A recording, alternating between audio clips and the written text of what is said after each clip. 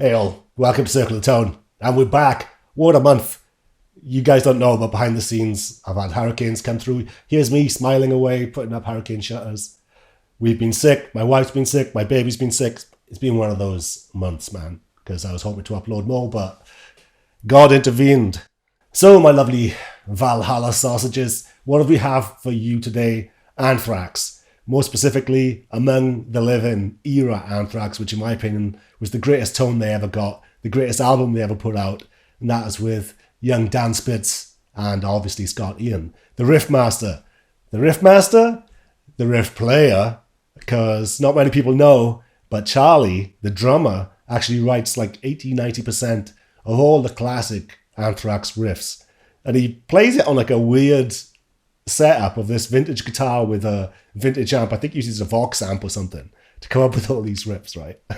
Let's talk about the gear first. And I've done SOD in the past, Stormtroopers of Death, and he used the same gear on this, the same two guitars, the same amp, the same pedal, the same setup, the same mics, the same engineer, and but he did have a different producer on this, and the producer comes in very specifically because, you know, speaking of engineers, they used to call them engineers because they were literal electronics engineers. And this is why Dan Spitz's tone at the time was so good.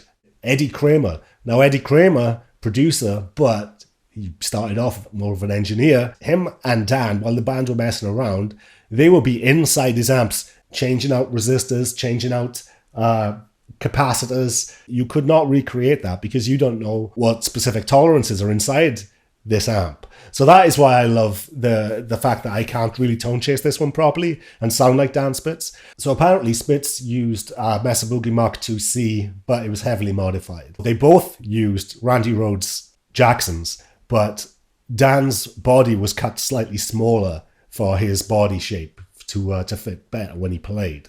But also at the time, the biggest one that I couldn't find out was what specifically, because there was quite a lot of chorusing done on Dan Spitz's solo tones, but I think some of it might have been using the tape technique that Eddie Kramer was famous for. But just in case, at the time, Dan was also using the SPX 90 Yamaha for choruses live, and also he was using the Rockman effect. I used the SPX 90 just to show you the difference.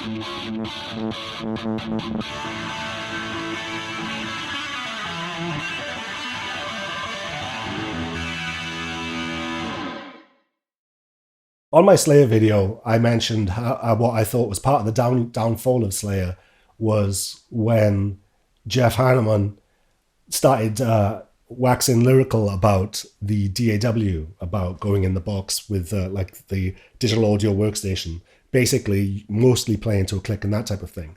And this is it. I found something interesting from Charlie, who's the main riff writer and the drummer. Listen to this. I don't like click tracks. If it's a slow thing, like Armed and Dangerous, I'll use the click track.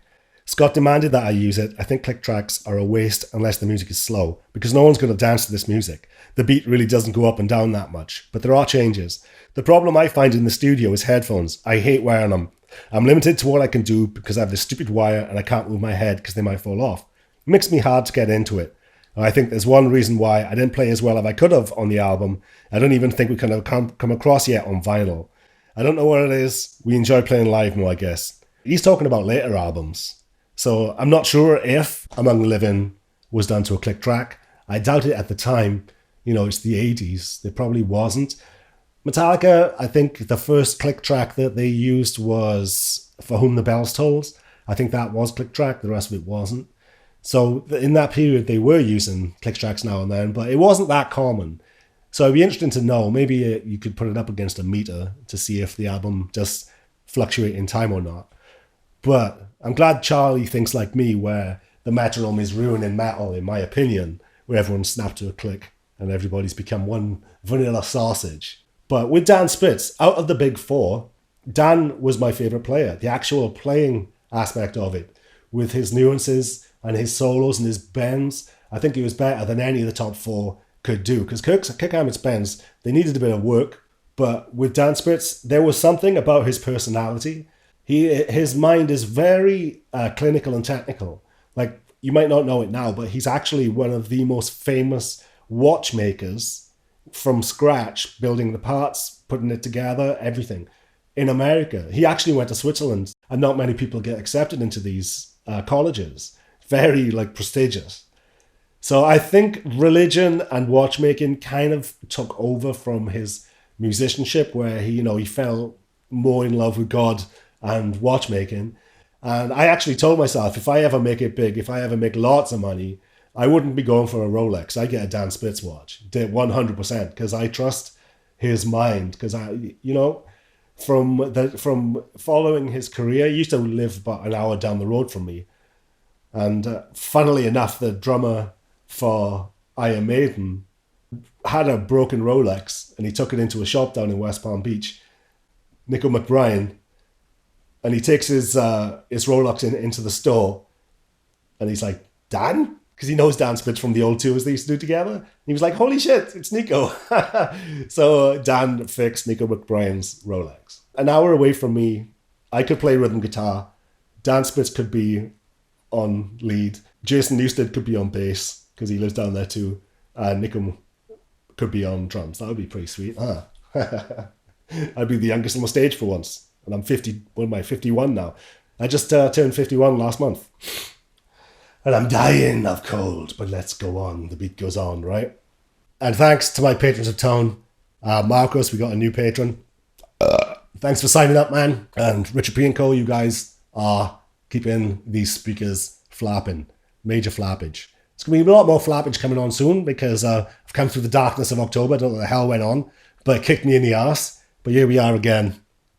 Nice, fresh as a beautiful Welsh daisy. Or should I say daffodil? Because I'm Welsh as fucking it, boy. Yeah, terrible in it. Never.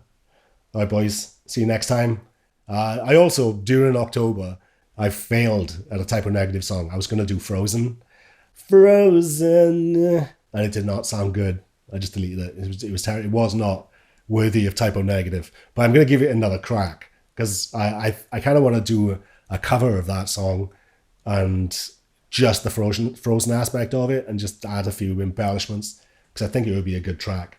Any suggestions on any bands I should cover in the future? I think that wraps up the top four. Now I've done Metallica, I've done Anthrax, I've done Megadeth. So the top four are done.